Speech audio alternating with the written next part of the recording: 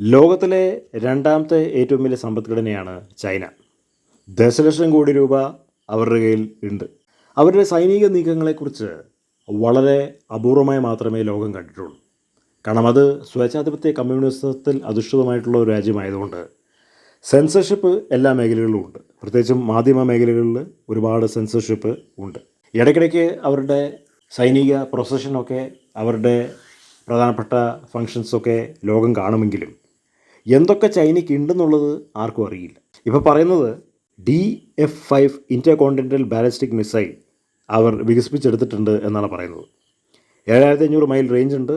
3 മുതൽ 4 megaton warhead yield ഇതിന് പറ്റും എന്നാണ് പറയുന്നത്. അപ്പോൾ ഈ പറഞ്ഞിരിക്കുന്ന ഈ വാർഹെഡ് ഉപയോഗിച്ചുകൊണ്ട് അമേരിക്കയിലെ പല നഗരങ്ങൾ തകർക്കാൻ ഇവർക്ക് പറ്റും എന്നാണ് പറയുന്നത്. മാത്രമല്ല, ഈ പറഞ്ഞിരിക്കുന്ന വാർഹെഡിൻ്റെ അകത്ത് ആറ്റം ബോംബുകൾ അടക്കം ഘടിപ്പിക്കാൻ പറ്റും എന്നാണ് പറയുന്നത്. കാരണം 2030 ആകുമ്പോഴേക്കും അവർക്ക് ഏകദേശം ഇതുപോലുള്ള 1000 വാർഹെഡ്സ് ഉണ്ടാവും എന്നാണ് പഠനങ്ങൾ തെളിയിക്കുന്നത്. അപ്പോൾ ചൈന നമുക്ക് അണ്ടർ എസ്റ്റിമേറ്റ് ചെയ്യാൻ പറ്റുന്ന ഒരു രാജ്യമല്ല.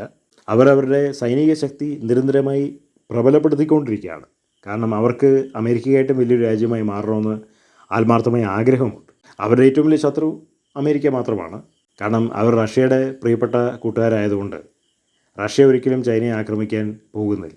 ഇത്രയും വലിയ സാമ്പത്തിക സ്രോതസ് അവരുടെ കയ്യിലുള്ളപ്പോൾ ഏറ്റവും മുന്തിയനം സൈനിക വെടിക്കോപ്പുകൾ നിർമ്മിക്കാൻ ചൈനയ്ക്ക് കഴിയും. അവർക്ക് അമേരിക്ക മാത്രമേ പേടിക്കേണ്ട ആവശ്യമുള്ളൂ. അവർക്ക് എന്തൊക്കെ ഉണ്ടെന്നുള്ളത് ഒരു യുദ്ധം വരുമ്പോൾ മാത്രമേ ലോകത്തിന് അറിയുള്ളൂ.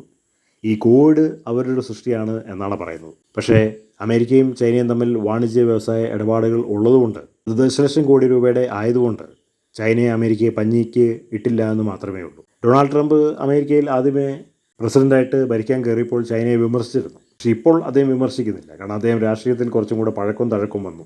ചൈനയിലാണ് ലോകത്തിൽ ഏറ്റവും കൂടുതൽ കോവിഡ് രോഗികൾ മരിച്ചിട്ടുള്ളത്.